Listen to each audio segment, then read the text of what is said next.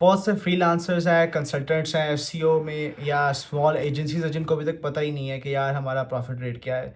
क्यों? क्योंकि वो आर्ली रेट को अंडरस्टैंड ही नहीं कर पाए। सम ऑफ देम जो कि ज़्यादा कामयाब हो रहे हैं अपवर्क के ऊपर या लिंक्डइन के ऊपर भी, उनको अपने आर्ली रेट का पता है। अब आर्ली रेट का आपने अंदाज़ा लगाना किस तरह है? सबसे पहले तो अपनी सारी कॉस्ट जो है उसको इकट्ठी कर लें। आपकी लेबर कॉस्ट, आपके सॉफ्टवेयर कॉस्ट, आपकी डे टू डे कॉस्ट, आपकी ऑफिस कॉस्ट, बिजली, इंटरनेट, सब कुछ इकट्ठा कर लेना है। अब फ़र्ज़ करें ये बनती है 5 लाख रुपया, ये तो ओवरऑल कॉस्ट है। और बीच में आपने एक एम्प्लॉय भी डाल दिया 50-60 हज़ार जो आपके अलावा काम कर रहा है, ठीक है। अब क्या होगा, अब आपने एस्टिमेट करना है कि आपका 1 घंटा जो है वो कितने रुपए का है। क्योंकि मैं जा रहा हूँ राउंडिंग ऑफ नंबर्स में, तो मैं कहता हूँ फ़र्ज़ करें आपका 1 घंटा 2800 रुपये का है, तो 2800 रुपये डॉलर में बनते हैं $10। तो आपने अपनी कंपनी की एक वैल्यूएशन सेट कर ली कि जो भी आपका बिलेबल आवर्स है वो 1 घंटा होगा $10 का। अब यहाँ से सही गेम शुरू होती है। अगर आपने यहाँ से फ़र्ज़ करें आपका 5 लाख कॉस्ट है, आपने राइट अवे प्रॉफिट में जाना है, तो आपने 5 लाख से ज़्यादा कमाना है। तो अगर आप एक क्लाइंट क्लोज़ करते हैं 2 लाख रुपए का, 2 लाख, $2,000 सॉरी, $2,000 का अगर आप एक क्लाइंट क्लोज़ करते हैं, तो आप उसको 10 पे डिवाइड करें तो ये बनते हैं उसके 200 घंटे। अब आपने 200 घंटे उसके ऊपर लगाने हैं।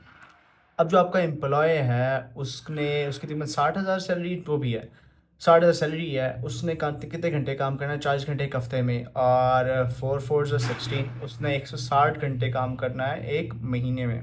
जबकि जो आपने घंटे उसको प्रॉमिस किए हैं वो उसको प्रॉमिस नहीं किए हुए, ये बैकएंड में चल रहा होता है। आपने $2,000 क्लाइंट को चार्ज किया, लेकिन एंड एट योर एंड आपको पता चल गया कि 200 जो है ना 200 घंटे जो है मेरे पास आ गए हैं।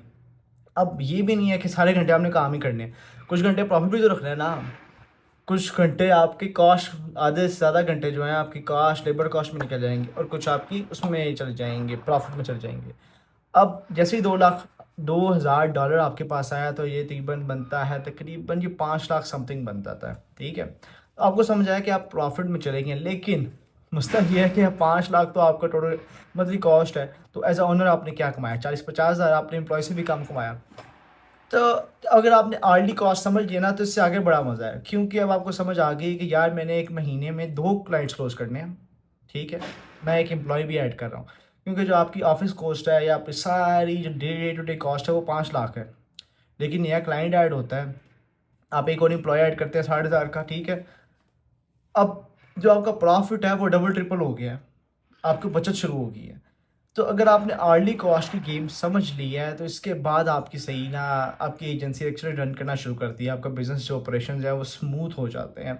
मैं एक यूएस की एजेंसी में काम करता हूँ और हमारी तमाम चीज़ें जो हैं वो बिलेबल आवर्स के अराउंड घूमती हैं। प्रोजेक्ट मैनेजमेंट टीम जो है वो हर हफ्ते हर महीने के बाद चेक करती है कि यार इसको हमने 200 जितने इससे पैसे दिए हैं, हमने इसको $200 $2,000 के बदले इसको तकरीबन 10 20 आवर्स देने थे, तो हमने इसको कितने घंटे दिए हैं? ज़्यादा तो नहीं दे दिए, कम तो नहीं दे दिए।